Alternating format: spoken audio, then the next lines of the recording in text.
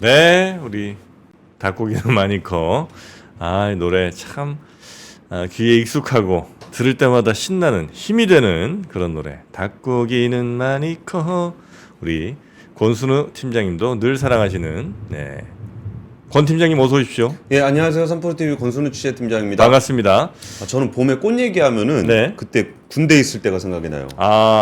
군대에서 네. 이렇게 사단장님이 바뀌었는데 네. 거기 밑에 이제 참모들한테 물어봤다는 거예요. 이게 여기 부대는 봄에 어떤 꽃이 많이 피나? 이 부대는 어떤 꽃이 많이 피는가? 예, 그래가지고 밑에 참모가 개나리하고 진달래가 많이 핍니다. 네. 그랬다고 답변을 했다는 거예요. 그렇죠. 근데 저희 부대는 진달래는 없었거든요. 음. 개나리는 있었는데. 진달래가 아니라 철쭉이었군요. 그래가지고 네. 그때부터 훈련을 나가는데 자꾸 진달래를 캐오라는 거예요, 산에서. 산에 있는 게 좋은데 왜 또 캐와? 그래가지고 네. 그거를 막 훈련 나갈 때마다 캐와가지고 네. 부대에다 막 심었습니다. 그렇습니까? 예. 부모님 면회 오셔가지고 니네 부대는 개나리하고 진달래가 참 예쁘구나. 없던 진달래가 생겼군요. 그래가지고 좋아하시면 안 된다. 그러느라고 어쩌면 우리 군 장병 분들의 예. 등에 소금꽃이 핀 건 아닌가 모르겠습니다. 여기까지 연결시키나요? 자, 여러분 여름에 열심히 일하고 나면 그 등에 땀이 많이 맺혔다가 그게 흠뻑 젖었다 다시 마르게 되면 그 소금기가 티셔츠에 보입니다. 소금꽃. 참 이 아름다운 연결 좋았던 것 같은데요. 아침부터 좀 찝찝하네요. 그러나 이제는 소금꽃도 소금꽃이지만 그 소금꽃을 피우기 위해서 우리는 또 건강해야 합니다. 든든하게 삼계탕 한번 드셔보시면 어떨까요? 3월에는 삼계 먹자는 행사 마니커에서 지금 하고 있습니다. 네, 백숙을 탁 이럴 때 이제 드시면은 그 온몸에서 빠졌던 소금기, 그 온몸에 빠졌던 땀이 다시 내 몸의 힘으로 돌아올 수가 있다는 거죠. 예, 뉴욕 증시는 하락 마감했습니다. 그래요? 예. 마니커몰 3개 행사 조금 더 말씀드리면 안 될까? 예. 지금 이제 하고 있고요. 예. 선착순으로 백숙 재료까지 제공을 한다고 하니까 백숙 재료? 백숙 재료. 뭐 당귀, 인삼 뭐 이런 거 있지 않습니까? 그래서 이제 삼계탕 집에서 맛있게 해 드시고 건강하시고 올 봄도 흔들리지 마시고 튼튼하게 가보시기 바라겠습니다. 애들이 막 굳이 이렇게 자기 별로 안 좋아한다고 인삼 안 먹으면 저는 그게 그렇게 좋더라고요. 그렇습니까? 네. 삼계탕 먹을 때 애들은 이제 고기 먹고 아빠 나 이거 안 먹어. 그럼 이거 골고루 먹어야지. 그러면서 이렇게 저가 인삼은 제가 먹고. 예. 어르신들 인삼 그렇게 말랑말랑해진 것도 맛있어요. 그렇죠. 네. 자, 그러면 미국 증시 한번 보겠습니다. 네, 증시는 하락 마감했습니다. 다우존스 지수는 0.49% 하락했고요. 나스닥은 0.96%, S&P 500은 0.65% 하락했습니다. 아무래도 소비자 물가 지수하고 생산자 물가 지수가 안 빠지는 모습들을 좀 보이니까 야, 물가가 안 잡히는데 굳이 금리를 빨리 내리겠느냐? 라는 분위기가 좀 나오면서 또 이번 주에 이제 FOMC가 좀 있잖아요. 그래서 이번에도 이게 뭐 보수적인 멘트로 이어지지 않겠느냐라는 얘기를 좀 하고 있는 것 같아요. 그리고 또 이번 주에 또 중요한 행사 중에 하나가 오늘부터 일본의 중앙은행이 통화정책 회의를 하는데요. 여기서 금리 인상을 금리 인상을 바로 하진 않겠죠. 네. 금리 인상은 바로 하지 않겠지만 거기에 대한 뭐 단초가 될 만한 이야기들을 좀 하지 않겠느냐라는 얘기가 굉장히 좀 많이 회자가 되고 있어요. 네. 그러니까 일본이 지금 마이너스 금리로 들어간 지는 거의 한 17년 정도 됐거든요. 그러니까 단기 금리는 마이너스 0.1%고 이게 장기 금리 지표인 10년물 국채 금리는 0%에서 올라가면은 좀 때려잡고 올라가면 때려잡고 뭐 이런 것들을 계속적으로 해오고 있었어요. 네. 근데 지금 한번 같이 일본 엔화를 보시면은 그러다 보니까 워낙 금리가 낮은데 나머지는 다 올리고 있으니까 엔화가 달러당 거의 150엔까지 이렇게 왔다 갔다 하면서 저러고 있어요. 달러엔으로 보면은. 근데 지금 보면은 이게 금리를 올릴 것인가 그러면은 환율이 좀 내려가거든요. 네. 근데 지금은 올라가는 모습을 보이잖아요. 그래서 이게 뭐 그렇게 진짜 일본이 적극적으로 금리를 올릴까? 이런 고민들은 좀 아니었습니다. 근데 이게 왜 그런 요인들이 좀 있냐면은 예전에 지금 달러엔에서 이제 150엔으로 쫙 올라갈 때는 일본 환율이 무너질 거라고 생각을 했던 겁니다. 지금 요 달러엔 요거는 달러가 강하고 상대적으로 엔화가 약해졌다는 그런 거죠, 그래프는? 그렇죠. 위로 올라가면 N이 약해지는 예, 거죠. 네. 그 달러가 강해지고. 예. 그러니까 달러를 기준으로 보시면 됩니다. 그렇죠, 달러가 그렇죠. 강해지면 위로 올라가고 달러가 약해지면 내려오는 건데 그러면 이게 그 N이 좀 이렇게 좀 일본 하고 마이너스 금리 하다 보니까 네. 뭐 외화 유출이 막 된다거나 그래가지고 이제 뭐 N이 망가지는 거 아니냐 이런 걸로 해서 많이 올라갔었거든요. 근데 지금은 이제 N이 금리를 올린다라는 거는 그러면은 이제 N이 좀 더 강해질 수 있는 거잖아요. 그렇죠. 근데 그런 상황에서 지금 그러면 이게 빠져야 되거든요. 그러니까 N이 강해진다는 건 달러가 약해진다는 거니까 올라가다 내려와야 되는데 이런 분위기에도 불구하고 안 내려온다라는 거는 일본 경제가 무너지는 게 아니라 오히려 단단해지면서 N이 강해지는 모습. 엔이 강해지는? 예. 음. 그런 양상들에 대해서도 좀 생각을 해봐야 되는 거예요. 네. 왜 그러냐면 지금 일본 같은 경우에 원래 물가 상승률 목표치가 한 2% 정도 됐는데 지금 여기를 상회해서 한 3%대로 올라와 있거든요. 네. 그리고 또 일본에서 주요하게 했던 정책 중에 하나가 그 임금을 올리는 겁니다. 네네네. 그러니까 임금 우리는 이제 물가가 올라갈 때 임금이 같이 올라가면 네. 임금이 올라가니까 기업의 비용 부담이 커진다. 그런 그리고 그러면 물건 가격을 또 올리게 되고 네. 물건 가격을 올리니까 소득이 부족해져서 또 임금을 올리게 되고 이게 임금 물가 스파이럴이라 그래가지고 네. 임금을 못 잡으면 물가를 못 잡는다는 인식이 있었어요. 그렇죠. 근데 일본은 물가가 올라가고 있는 상황에서 나라에서 계속 임금을 올리라 그런 거예요. 네. 그럼 얘네는 왜 이런 정책을 썼냐면은 그 소비자들의 구매력을 높여가지고 물가가 올라간 걸 감수하게 하면서 이걸 좀 더 좀 워낙 침체된 경제였기 때문에 살리려고 그랬던 거거든요.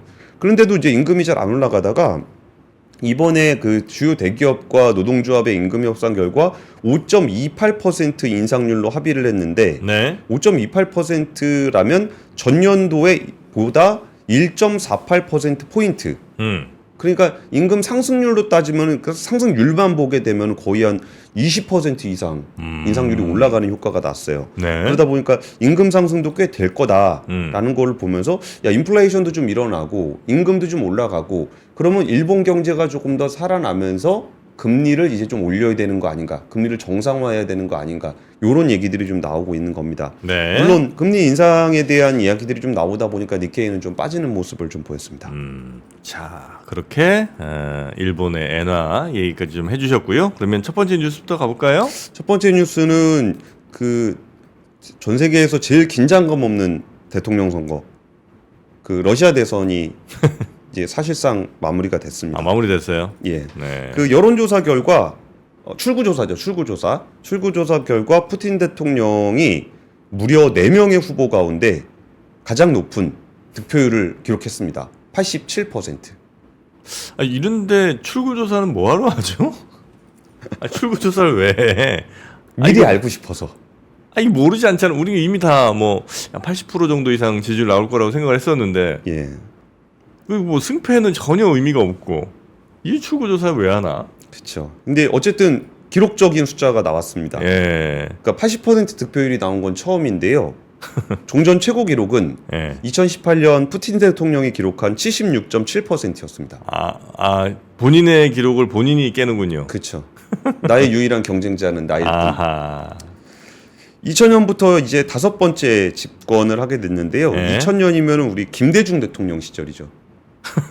뭐 김대중, 그때부터인가요? 노무현, 이명박, 박근혜, 문재인, 윤석열 네. 이 대통령까지 이어지는 이 기간이 지금 푸틴 대통령의 재임 기간이 됐습니다. 물론 중간에 약간 총리 친구 잠깐 살짝 시켜놨죠. 좀 빌려줬죠. 예, 예. 네. 이 정도면은 이번에 임기를 마치게 되면은 이제 스탈린 옛 소련 공산당 서기의 집권 기간이 29년을 넘어 30년간 통치를 하게 되고요. 뭐 이거 참 기사가 재밌었는데 스탈린도 넘어서는 거예요, 이제? 이번에 임기 마치면 그렇게 되는 거고 그 2000년에 태어난 러시아인 기준으로 네. 태어날 때부터 지금까지 대통령은 푸틴이었다. 원래 푸틴이 그냥 대통령인 걸로 알고 있겠군요. 이제 대통령 이퀄 푸틴. 네, 대통령은 푸틴이야. 예, 그렇게 생각할 수 있을 것 같습니다. 그 이번에 지지를 확인했던 부분들은 오히려 우크라이나를 침공했던 것에 대한 정당성을 확보한다는 차원이 굉장히 큰 것 같고요. 그리고 이것도 참 믿을 수 없는 투표지만 우크라이나 점령지가 있잖아요. 네. 도네츠크, 루안스크, 자포리자 이런 데 있잖아요. 네. 거기서의 지지율은 더 높았습니다. 루안스크 같은 경우는 94%, 네, 도네츠크 네, 네. 같은 경우는 95%의 득표율을 기록을 했는데 다들 아시다시피 이 지역은 우크라이나 점령지 중에서도 러시아 사람들이 많이 살고 있는 지역이고 이걸 점령하면서 우크라이나 쪽 사람들은 대부분 피신을 해 있는 상황이기 때문에 네. 이 지역은 사실상 우크라이나 지역이긴 하지만 러시아인들이 주로 살고 있는 지역이라고 보시면 될 것 같아요. 네, 네, 네. 그 중에서도 푸틴에 대한 지지율이 높은 사람들이 주로 있기 때문에 지지율은 그러니까 야 러시아 지역, 우크라이나 지역에서 푸틴의 지지율이 95%가 나오면 이 땅은 뭐 정당하게 침공한 거 아닌가? 라는 명분이 될 수 있겠지만 구조적으로 보게 되면 그 지역에 살던 우크라이나 사람들은 다 피신을 했기 때문에 오히려 이런 득표율을 가지고 뭐 정당화될 수는 없다라는 네, 말씀을 네, 좀 네. 드리고 싶고요. 물론 저항은 좀 있었습니다. 여기서 뭐 투표함의 방화를 시도하는 사람들도 좀 있긴 했었고 네. 그 알렉세이 나발리 그 시베리아에서 죽은 나발리 지지자들이 시위를 벌이기도 했는데 뭐 그래 봐야 워낙 미미한 정도 수준이라고 봐야 될 것 같고요. 네. 미국 대사관은 이번 대선에 대해서 자유롭지도 공정하지도 않았다. 권력의 굶주린 독재자다. 영원한 통치를 위해 모든 수원을 동원하고 있다라고 비판을 하고 있습니다. 뭐 물론 낙선된 후보들은 푸틴의 승리를 다 인정을 하고 있고요. 승자는 의심할 여지 없이 푸틴이다. 뭐 이런 얘기들을 좀 하고 있습니다. 네. 사실 예전에 바그너 그룹의 프리고진이 뭐 공격하고 뭐 그럴 때만 하더라도 푸틴의 지지가 좀 떨어지는 거 아니냐. 아, 맞아. 라는 얘기가 조금 나오긴 했었거든요. 네. 근데 뭐 프리고진도 사망했고 알렉사이 나발리도 사망했고 네. 뭐 특별한 이벤트 이슈는 없었습니다. 네. 근데 이런 부분들이 그럼 왜 러시아 사람들이 이렇게 푸틴에 대한 지지율이 높을까? 이게 뭐 왜곡된 숫자일까라고 보기에도 그 러시아 입장에서 보기에는 경제가 예상보다 잘 버티고 있는 상황입니다. 지난해 경제 성장률이 한 1.1% 정도 되다가 올해 1월에 2.6%로 상향 조절됐고요. 네. 러시아 실업률은 2.9%로 역대 최저를 기록하고 있습니다. 실업률이 2.9예요? 예, 뭐 통계 자체를 다 믿을 수는 없겠지만 네. 수치 자체가 낮다라는 거는 부인할 수 없는 것 같고요. 경제 성장률도 뭐 마이너스 기록할 거라는 것과 달리 플러스에서 조금 상향되고 있는 상황이고 그 서방 기업들 철수하고 나면은 뭐 다 망할 거다 그랬는데 예전에 많이 보여드렸었잖아요. 스타벅스 철수하면서 네. 이 모자 러시아 모자 쓴 여자 똑같이 생겼는데 그걸로 바뀌고 막 그랬던 거. 네. 그러면서 그 러시아 사람들 입장에서는 네. 지금 뭔가 외부적으로 여기서 그 서방 국가들로부터 공격을 받고 있는 상황에서는 강한 리더십이 필요하다라는 인식들이 좀 있는 것 같아요. 그래서 여기에서 지금 푸틴 대통령이 지금 제시하고 있는 공약들 여기 나름 공약이 있습니다. 그냥 공짜로 그냥 해주는 건 아니에요. 공약은 네. 뭐 출산율을 높이고 최저임금을 인상하고 기대 수명을 연장하고 참전 용사에 대한 지원을 강화하겠다. 이런 정책들을 추진하면서 여기 지지율을 좀 더 높이고 가고 있습니다. 네. 그리고 뭐 이거는 뭐 러시아 얘기는 아닌데 미국의 대선에 트럼프 전 대통령이 그 중국 기업에 대해서 100% 관세를 매기겠다로 경고를 했는데 네. 특이한 포인트는 멕시코에서 생산된 중국 기업 자동차 네. 거기다 관세 100% 물리겠다라고 말을 했습니다.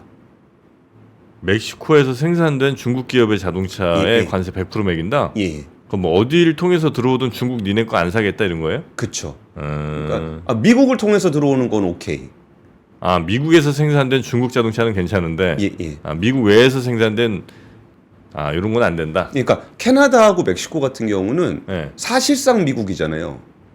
뭐 특히 경제적으로는 뭐 그럴 수 있죠. 예, 네. 그래가지고 거기는 다 무관세입니다. 네. 그래갖고 대부분 그 미국으로 들어갈 때 이제 멕시코에서 약간 우회하는 경향들을 좀 보이는데, 그러니까 그거 대부분 국가들이 멕시코로 우회하고 있다는 거 알면서 그냥 다 그렇게 했었거든요. 네. 근데 중국 자동차에 대해서는 그 멕시코에다 만들더라도 관세 100% 물리겠다. 근데 이거 되게 충격적인 얘기입니다. 멕시코, 캐나다, 미국은 네. 무관세를 한 지가 굉장히 오래됐어요. 나프타 뭐 이런 것도 있었고. 예, 나프타에서 뭐 US 뭐지 이름 바꿔가지고 네. 저걸로 계속 하고 있는데 여기다 관세를 부과를 하게 되면은 그 지역 자체의 통상 구조가 완전히 다 바뀌게 되거든요. 근데 그래서 이 얘기는 웬만하면 안 하는데 근데 여기다 대고 지금 100% 관세를 부과하겠다는 건 거의 그 멕시코 경제를 완전히 송두리째 흔들어 버릴 수 있는 얘기예요. 그러니까 미국으로 들어가려고 지금 멕시코에 들어가 있는 공장들이 엄청나게 많거든요. 근데 이게 뭐 트럼프 대통령이 전 대통령이 어느 정도까지 생각하고 얘기하는 스타일은 아니잖아요. 근데 어쨌든 이 부분에 대해서 네. 멕시코에 짓고 있는 괴물 자동차 공장에서 미국인을 고용하지도 않으면서 우리에게 차를 팔 수 있을 거라고 생각하지 마라. 그러니까 이게 이제 중국에만 해당되면 그나마 우리는 좀 다행인데 그쵸. 우리도 멕시코에 공장이 많이 있잖아요. 들어가 있죠. 예. 기아차 공장도 있고. 아 그래요? 예, 거기에 뭐 이것저것 되게 많이 들어가 있습니다. 부품사들도 많이 들어가 그렇죠, 있고. 그렇죠. 예. 그런데 이 부분이 뭐 중국만을 대상을 한 것인가, 아니면 진짜 멕시코와 미국의 어떤 통상 관계를 아예 다 뒤집어 엎어버리겠다는 얘기인가? 이런 부분에서 약간 좀 불확실성이 네. 좀 생겨놓은 상황입니다. 우리는 미국에서 미국인 노동자를 사용한 중국 자동차를 원한다. 이게 트럼프 전 대통령의 이야기입니다. 자, 이렇게 하여튼 푸틴은 80%대 높은 지지율로 대통령 당선. 뭐 이미 결과는 사실 우리가 모르는 사람 별로 없었지만 그럼에도 예. 불구하고 다시 이제 확인이 좀 된다. 예. 첫 번째 뉴스였고요. 예, 두 번째 뉴스는 한국의 월급이 일본의 월급을 넘어섰다. 이 뉴스가 그러니까 주말에 좀 있던데. 예. 한국이 근데 전에 좀 넘지 않았었어요? 아닌가? 이번이 처음이에요? 그러니까 그 카테고리별로 나눠 보면 그런데 예. 이게 통으로 묶어서 전체 평균이 전체 평균, 대기업 평균, 중소기업 평균 다 해봐도 한국이 넘었다. 그래요. 근데 이거 고용 지표가 우리나라 고용 지표 좀 되게 이상하다는 얘기 좀 많이 드렸었는데 네. 우리나라 고용률이 되게 높습니다.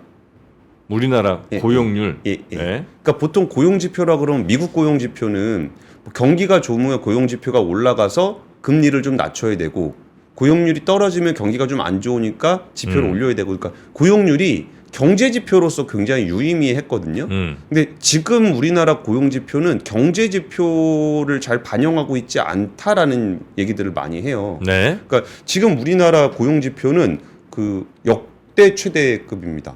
엄청나게 좋아요. 그래요? 예, 이거 한번 같이 보실래요? 네. 고용률. 이게 좀 화질이 별로 안 좋은데 네. 요게 고용률이거든요. 요렇게 해서 이게 뿅 올라가 있는 요거. 어디 뭐 신문지 사진 찍어 온 거예요? 이 아니 그 보도 자료 자체가 화질이 좀 낮아가지고 네. 보기가 좀 어려워요. 이거 우리나라예요? 예, 역대급 우리나라. 고용률, 실업률은 낮고. 영현 씨 실업률 엄청 낮죠. 왜 그래? 그 고용이 엄청 좋아요. 그 우리가- 얘기 조금 더 설명드릴게요. 그래요? 네. 거기다가 우리나라가 일본이랑 비교하면 임금도 엄청나게 높아졌다라는 건데 한번 같이 보시겠어요? 그러니까 이건 달러 환산으로 했을 때인 거죠? 그냥 원입니다, 원. 그냥 원이에요? 예. 그래요. 그래서 그 우리나라가 진짜 이것만 보면 너무너무 좋죠. 한번 같이 보시죠. 월급이 2002년에 228만 원이었어요. 2002 월드컵 할 때. 예. 예. 근데 대기업 연봉 월급 기준입니다. 2022년에 588만 원으로 157.6%가 높아졌어요. 아따야.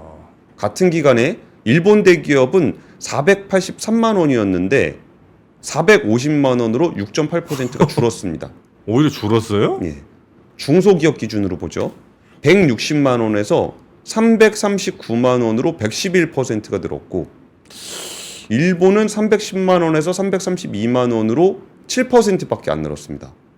와. 그러면 중소기업 기준으로 보더라도 한국이 일본보다 많고, 대기업을 기준으로 봤을 때는 일본보다 한국이 훨씬 많습니다.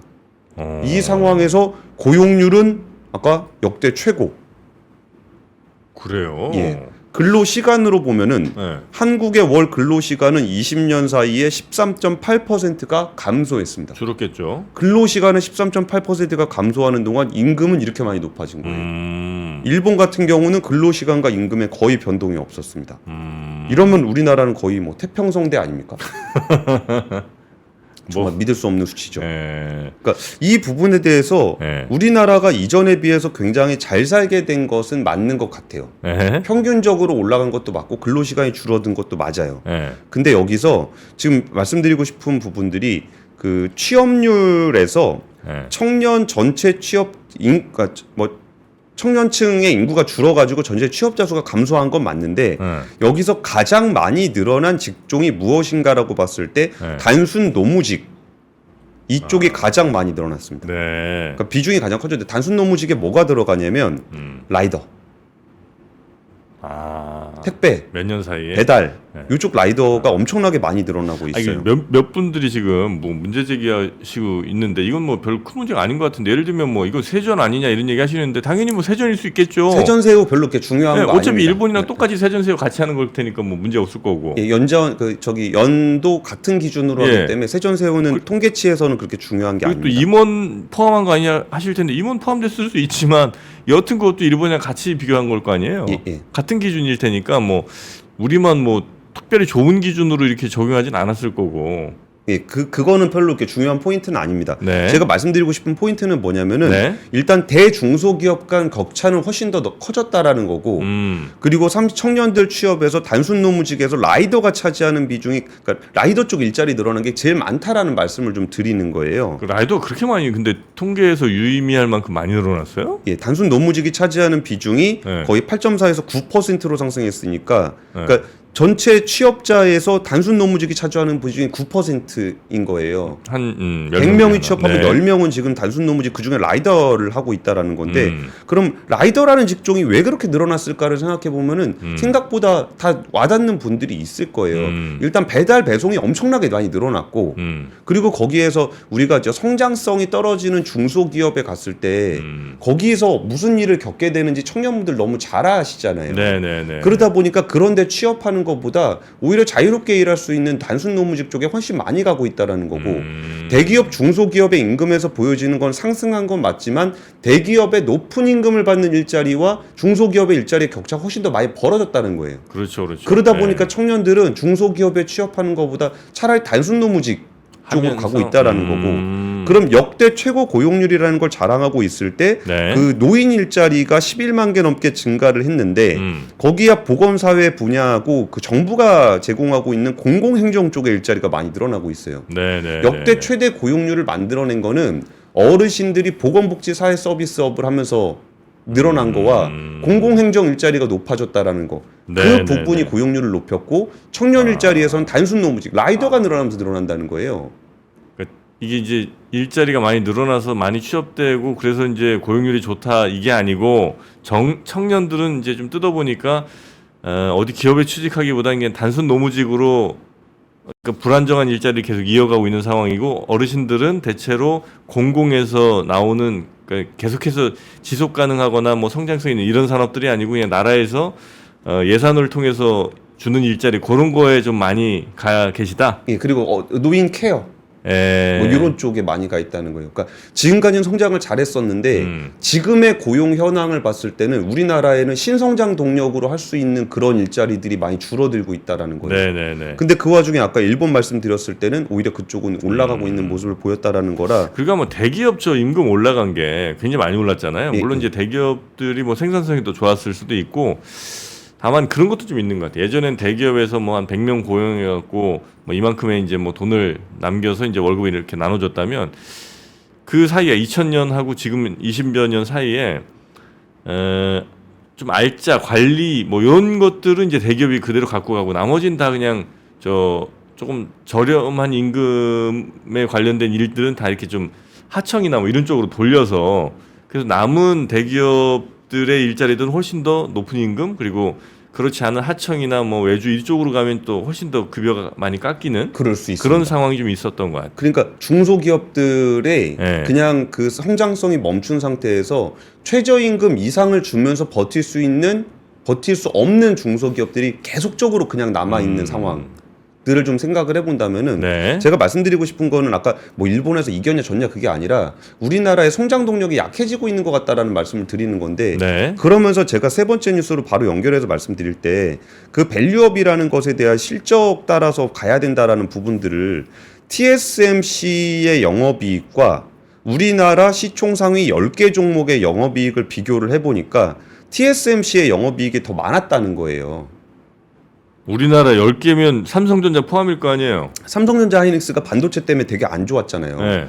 그러다 보니까 이 10개의 시가총액 상위 10개 종목의 영업이익을 합치면 35조 7천억인데 도요타가 지난해 영업이익이 44조 원이고 TSMC가 39조 원입니다. 그러니까 실질적으로 돈을 못 벌고 있다라는 거죠. 그러니까 물론 네. 자동차가 조금 벌긴 했지만 그 나머지 반도체에서 빠진 게 너무 많았다는 거예요. 그러면 올해는 당연히 이것보다는 잘하겠죠. 그렇겠죠. 삼성전자하고 하이닉스가 반등하면은 그만큼 영업이익은 올라갈 테지만 그러면 우리나라는 그 메모리 반도체에 대한 의존도가 굉장히 높게 나타나면서 얘가 하드 캐리했을 때 나머지 산업군들의 어떤 펀더멘탈이 과연 그만큼 따라갔는가에 대해서 다시 봐야 된다라는 거예요. 그러면 우리 코스피가 저평가됐다는 얘기들 많이 하잖아요. 네. 그럼 한번 같이 보시죠. 니케이 225하고 일본 기업들의 이익이에요. 주당 이익. 니케이 225는 지수고요. 네. 이건 이익입니다. 일본 기업들의 이익. 같이 가죠. 그렇죠. 네. 우리나라의 코스피하고 우리나라 기업들의 EPS 이익입니다. 네. 같이 가죠. 네. 여기서 밸류업이라는 거는 일단 기본적으로 실적이 뒷받침되지 않으면 밸류업이 안 돼요. 실적이 바탕이 돼야 밸류업도 가능한 거다. 그렇죠. 그러니까 이게 밸류업 프로그램을 한 지가 10년이 넘었는데 지금 일본에서 밸류업 프로그램 인정받고 있는 거는 그동안은 실적 따라서 움직이다가 야 이거 주주 환원이라든지 이런 것들에 대한 의식이 다른 것 같아라고 해서 팡 튀어 오른 거거든요.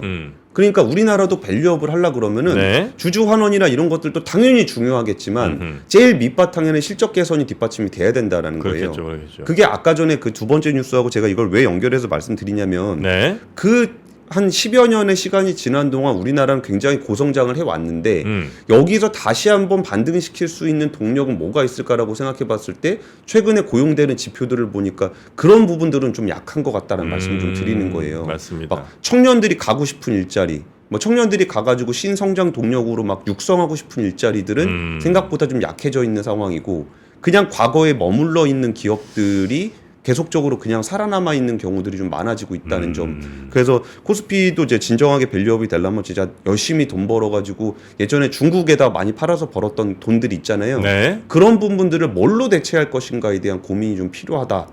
그리고 그것에서 대체할 수 있는 산업군들을 영위하는 기업들의 주가는 앞으로도 좀 기대해 볼 만하다고 볼 수 있을 것 같아요. 네.